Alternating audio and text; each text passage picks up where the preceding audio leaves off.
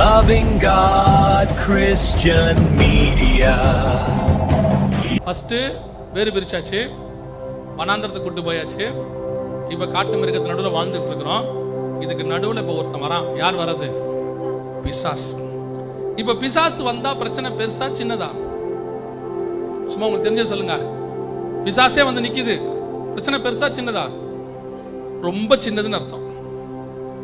ஏன் தெரியுமா? பிசாசு எல்லா உபயாந்திரங்களையும் கையாண்டு எதுவுமே உங்ககிட்ட பழிக்காம போய் கடைசியா அவனே வந்துட்டான். இனிமேல் நோ மோர் வெப்பன். சரி, நானே வந்து நிக்கிறேன்பா.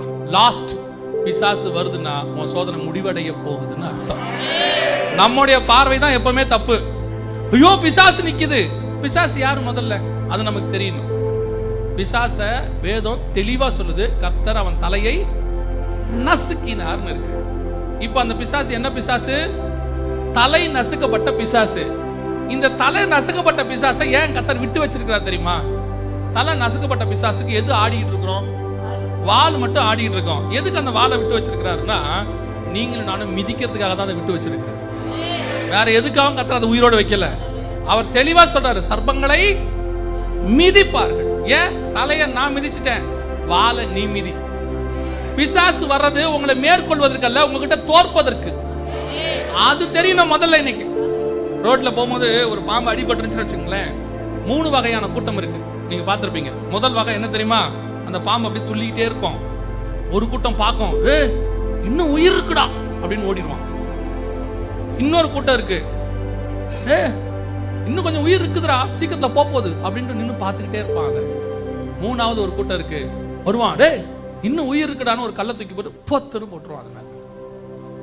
இதுல நீங்க எந்த கூட்டங்கிறது நம்ம தான் டிசைட் பண்ணிக்கணும். ஒண்ணு பயந்து ஓடுற கூட்டம் ஒண்ணு இருக்கு, பிசாசு வந்துருச்சு, என் வாழ்க்கையில உபத்திரம் வந்துருச்சு. சிலர் சொல்லுவாங்க, பிசாசு நேரா வந்து நின்னுச்சு. அப்படி எப்படி வரும்? நான் கேட்பேன், அந்த பிசாசு எப்படி இருந்துச்சுன்னு கேட்பேன். கருப்பா. யார் சொன்னா பிசாசு கருப்புன்னு?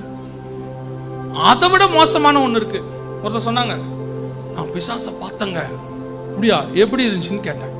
வெள்ளை புடவை, வெள்ளை ஜாக்கெட்டு, முடிய விரிச்சு போட்டு. நான் கேட்டேன், இது எங்க போய் பிளவுஸ் தைச்சிருக்கோம்? நம்ம சகோதரிமார்களுக்கு பிளவுஸ் தைக்கிறதுக்கு டெய்லர் கிடைக்க மாட்டான். பிசாசுக்கு யார் கிடைச்சிருக்கா? ஒரு டெய்லர் கிடைச்சிருக்கான். நரகத்துல டெய்லர் இருக்கிறான் போல. அடுத்து கேளுங்க, அடுத்து மல்லிகை பூ வச்சிருந்தான். அப்ப எந்த கடைக்கு போயிருக்குது? பூ கடைக்கும் போயிருக்கு. வரும்போது ஜல் ஜல்லுன்னு கொலுசு சத்தம் கேட்டுச்சான். அப்ப எங்க போயிருக்க? நகை கடைக்கும் போயிருக்கு. ஒரு மனுஷனை பிடிக்கிறதுக்கு முன்னாடி எவ்வளவு ஷாப்பிங் போகுது பாருங்க. அது ஒருத்தனை பிடிக்க வர்றதுக்கு முன்னாடி துணி கடைக்கு போய் எடுத்து தைச்சி போட்டு, பூ கடைக்கு போய் வாங்கி வச்சுக்கிட்டு, ஹேர் பின்னை போட்டு கிளிப்பை போட்டு விட்டு, காலில் ஜல் ஜல்னு கொலுசு போட்டு அவனை பிடிக்க வந்திருக்கு. எவ்வளவு ஜைஜாண்டிக்கா வருது பாருங்க. எனக்கு பெரிய சந்தேகம் என்னன்னா, பைபிள்ல பிசாச அவன் இவன் தானே இருக்கு. அவன் இவன் தானே இருக்கு. அப்ப அவன் ஆனா தானே இருக்கணும். ஆணும் இல்லை பெண்ணும் இல்லை, தூதன், அது வேற விஷயம். பைபிள்ல அவன் இவன் சொல்லியிருக்கு. ஆனா இவன் கற்பனையிலே பெண்ணையே பாக்குறானே. எப்படி? ஒரு பெண்ணு வரா மாதிரியே தான் சொல்றான். மோகினி வந்துச்சு. அது எனக்கு என்ன டவுட்டா இருந்துச்சுன்னா, இவனுக்கு இந்த பிசாசு எப்படி இருக்கும்னு தெரிஞ்சிருக்காது. இவன் கற்பனை பண்ணிட்டே தூங்கி இருப்பான். அவன் மனைவியை பார்த்திருப்பான் போல. அவனுக்கு ஒரு சந்தேகம், ஒருவேளை இப்படித்தான் இருக்குமோ அப்படின்னு. நிறைய பேருக்கு அந்த சந்தேகம் இருக்குன்னு கவனிங்க. பிசாசு என்பது ஃபர்ஸ்ட் ரவுண்டுல கர்த்தர் தோக்கடிச்சு தலையை நசுக்கிட்டு குத்துயிரும் கொலையுருமா இருக்கிற ஒரு சின்ன ஆள். நீங்க அதுக்கு இடம் கொடுத்தா தான் அது பெரிய ஆளா மாறும். நீங்கள் அதன் வாளை நசுக்குவதற்காக உருவாக்கப்பட்டவர்கள். உங்களை நோக்கி பிசாசு வருதுன்னா கொஞ்சம் யோசிச்சு பாருங்களேன். உங்ககிட்ட ஒரு காரியம் சொல்லணும்னா ராஜா வந்து சொல்ல மாட்டார். என்ன பண்ணுவாரு? சேவகனை அனுப்புவார். அவன் வந்து சொன்னோன்னே நீங்க அவனை ஒரு அற விட்டு பட அப்படின்னு சொல்லிட்டீங்கன்னு வச்சுங்களேன், நீ அவன் போய் சொல்லுவான், என்ன அவங்க அடிச்சுட்டாங்கன்னு. உடனே ராஜா என்ன பண்ணுவாரு? அதை விட பவர்ஃபுல்லா ஒரு மிலிட்டரி ஆபீசர் அனுப்பி, நீ போய் என்னன்னு கேளு. அவனையும் அடிச்சுட்டீங்கன்னு வச்சுங்க, அவன் போய் சொல்லுவான், என்னையும் அடிக்கிறாங்க ராஜா. கடைசியா ராஜா தளபதி ஒருத்தர் அனுப்புவாரு, தனக்கு அடுத்து உள்ளவன, நீ போய் என்னன்னு கேளு. அவனையும் தூக்கி போட்டு மிதிச்சிட்டீங்கன்னு வச்சுக்கோங்க. கடைசியா யார் வருவா? அப்ப ராஜா வராருன்னா என்ன அர்த்தம்? அதான் ஃபைனல் ஸ்டேஜ். ராஜா தான் ஃபைனல் ஸ்டேஜ்னு அர்த்தம். இப்போ உலகத்தின் அதிபதியானவன் உங்கள்கிட்ட வந்து நிக்கிறான்னா அது ஃபைனல் ஸ்டேஜ்னு அர்த்தம். உன் உபத்திரவம் முடிவடைய போகுதுன்னு அர்த்தம். கடைசியில உன்னை சந்திக்கவே அவங்க நாட்டு ராஜாவே வந்துட்டாரா, நீ எவ்வளவு பெரிய ஆள், அவருக்கு ஈக்குவல் ஆயிட்டேன்னு அர்த்தம். உன்னை வீழ்த்த முடியாம பிசாசின் ராஜ்யமே வந்து உனக்கு முன்னாடி நிக்குது. அவைகளை ஜெயம் கொள்வதற்கு கர்த்தர் உனக்கு வல்லமை கொடுத்திருக்கிறார். எந்த வல்லமை தெரியுமா? உன் கையில் இருக்கிற பட்டயம் தான் அந்த வல்லமை. இயேசு வசனத்தினாலே பிசாசை ஜெயித்தார், அவன் ஓடி போனான்னு வசனம் சொல்லுது. உனக்கு விரோதமா இருக்கிற எல்லா ஆயுதங்களும், உனக்கு எதிராக இருக்கிற பிரச்சனைகளும், உனக்கு எதிராக வைத்திருக்கிற காரியங்கள் எல்லாம் கர்த்தர் நீ விசுவாசித்தால் இன்றோடு கூட வசனத்தின் மூலமாய் கர்த்தர் அவைகளை எல்லாம் உன்னை விட்டு விரட்ட போற. நீ விசுவாசித்தால் தேவனுடைய மகிமையை காண்பாய். உன் உபத்திரவத்துக்கு ஒரு முடிவை உண்டாக்குவதற்காகவே கர்த்தர் இதை கொண்டு வந்திருக்கிறார். ஒருவேளை இந்த 4 பாதையில நீங்க எதுல வேணாலும் போய்கிட்டு இருக்கலாம். வேறுபாடு உள்ள இடத்துக்கு உங்களை கொண்டு வந்திருக்கலாம். ஒருவேளை நீங்கள் வனாந்தரத்தின் பாதையில கடந்து போய்கிட்டு இருக்கலாம். அல்லது நீங்க வந்துட்டு ஒரு காட்டு மிருகங்கள் நடுவில் சஞ்சரிச்சுக்கிட்டு இருக்கலாம். பிரச்சனைகளுக்கு நடுவில், உங்களுக்கு எதிரான மனுஷங்களுக்கு நடுவில் குடியிருக்கலாம். அல்லது நீங்கள் பிசாசையே நேரடியாக மேற்கொள்ளக்கூடிய இடத்துல நிக்கலாம். உங்களுக்கு எதிராக பிசாசு பல காரியங்களை செஞ்சிருக்கலாம். அவன் பார்க்கறதுக்கு தான் அப்படி பயமுறுத்தி ஜெய்ஜாண்டிக்கா நிக்கலாம்.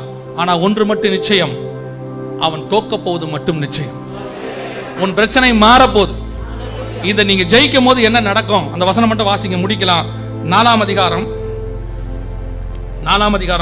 11வது வசனம் வாசிங்க. அப்பொழுது பிசாசானவன் அவரை விட்டு விலகி போனான். உடனே தேவதூதர்கள் வந்து. அப்பனா என்ன அர்த்தம் தெரியுமா? இந்த 4 ஸ்டேஜை நீங்க கிராஸ் ஆகும் போது பரலோகமே உனக்கு வந்து பணிவிடை செய்ய போகிறது.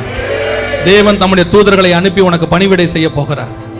உன்னுடைய உபத்திரவத்தின் பாதையில கர்த்தர் நீ கடந்து வந்தது எல்லாத்துக்கான பிரதிபலனை கட்டளையிடுகிற காலம் ஒண்ணு வந்திருக்குதுன்னு அர்த்தம். இந்த 4 பாதையில நீங்க எங்க இருக்கிறீங்கன்னு யோசிச்சு பாருங்க. இஸ்ரவேல் ஜனங்கள் வனாந்தரத்தில் நடந்திருந்தாலும் அவர்களுக்கு ஒரு பாலும் தேனும் ஓடுகிற தேசத்தை கர்த்தர் ரெடி பண்ணிட்டு தான் அந்த வனாந்தரத்தில் நடத்தினார். யோபு உபத்திரவத்தின் பாதையில நடத்தினாலும் 2 ஆசீர்வாதத்தை ரெடி பண்ணி வச்சுட்டு தான் கர்த்தர் அதை நடத்தினார். யோசேப்பை உபத்திரவத்தின் பாதையில நடத்தினாலும் எகிப்தில் அவனுக்கு ஒரு போஸ்டிங்கை ரெடி பண்ணிட்டு தான் கர்த்தர் அதை நடத்தினார். தானியேலை உபத்திரவத்தின் பாதையில கொண்டு போனாலும் நேபுகாத்நேச்சாருக்கு அடுத்த ஸ்தானத்துல ராஜாவின் கொலு மண்டபத்திலே உட்கார்ற ஸ்தானத்தை ரெடி பண்ணிட்டு தான் கர்த்தர் கொண்டு போனார். எஸ்தரை அடிமைத்தனத்துக்குள்ளே கர்த்தர் கொண்டு போனாலும் ராஜகுமாரத்திங்கிற போஸ்டிங்கை ரெடி பண்ணிட்டு தான் கர்த்தர் கொண்டு போவார். அப்ப இந்த போஸ்டிங்கள் எல்லாம் உன்னையும் ஆண்டவர் உபத்திரவத்தின் பாதையில கொண்டு வரார்னா உனக்கு ஒன்று ஆசீர்வாதமான ஸ்தலம் ஒன்றை கர்த்தர் ரெடி பண்ணி வச்சிருக்கிறாரு. உன்னை உயர்த்துகிற ஸ்தானத்தை கர்த்தர் வச்சிருக்கிறாரு. அதை ரெடி பண்ணிட்டு தான் கர்த்தர் உன்னை நடத்திக்கிட்டு இருக்கிறார். இந்த பாதைகளை நடந்து போயிட்டு இருக்கிறதெல்லாம் எதுக்காக தெரியுமா? கர்த்தர் எனக்கு ஏற்கனவே ஒன்று செய்து வைத்திருக்கிறார். அவர் இனிமேட்டு செய்ய போறதில்லை. எனக்கு ஒன்று அவர் முன்குறித்திருக்கிறார். அதை நான் அச்சீவ் பண்ண போறேன். அதனாலதான் எனக்கு இந்த பாதை இல்லாமல் அது கிடைக்காது. நல்லா தெரிஞ்சுக்கொள்ளுங்க, இந்த பாதை இல்லாம அது கிடைக்காது. ஒரு சிலர் என்ன சொல்றான், உனக்கு அது கிடைக்கும் விசுவாசிங்கிறான். நீ விசுவாசித்தாலும் இந்த பாதை உண்டு. இந்த 4 பாதையில நீங்க எதை வேணா இருக்கலாம். வனாந்தரத்திலும் இருக்கலாம், காட்டு மிருகங்கள் நடுவில் சஞ்சரிக்கலாம், வேறுபாடு உள்ள இடத்துல இருக்கலாம், அல்லது வேறு பிரிக்கப்பட்டு எல்லாரும் விட்டு உங்களை ஆண்டவர் ஒதுக்கி வச்சிருக்கலாம், அல்லது உங்களுக்கு ஒருவேளை பிசாசை எதிர்த்து நிற்கக்கூடிய சூழ்நிலைகளாகவும் இருக்கலாம். அதாவது எல்லாமே உங்களுக்கு எதிராக இருக்கக்கூடிய நிலைமை. இந்த உலகத்தினுடைய அதிபதியானவனே உங்களுக்கு அகைன்ஸ்டா நிற்கக்கூடிய நிலைமை. அவ்வளவு இருந்தாலும் சரி, ஒன்று மட்டும் நிச்சயம், கர்த்தருடைய வசனத்தை கையில பிடிச்சு கொள்ளுங்க. அந்த வசனம் இந்த நாளையும் மாற்றி போடும். உன்னை ஆசீர்வதிக்கவே ஆசீர்வதிக்கும். அல்லேலூயா. ஒரு நாளும் நீங்களும் நானும் விழுந்து போவதில்லை. ஒரு நாளும் நீங்களும் நானும் தாழ்ந்து போவதில்லை. கர்த்தர் உயர்த்துகிறவனை இந்த பாதையில் நடத்துகிறார். கர்த்தர் மேன்மைப்படுத்துகிறவனை இந்த பாதையில் நடத்துகிறார். நீ அந்த பாதையில கடந்து போறினா கர்த்தர் உன்னை உயர்த்த போறார் அர்த்தம், உன்னை மேன்மைப்படுத்த போறார் அர்த்தம்.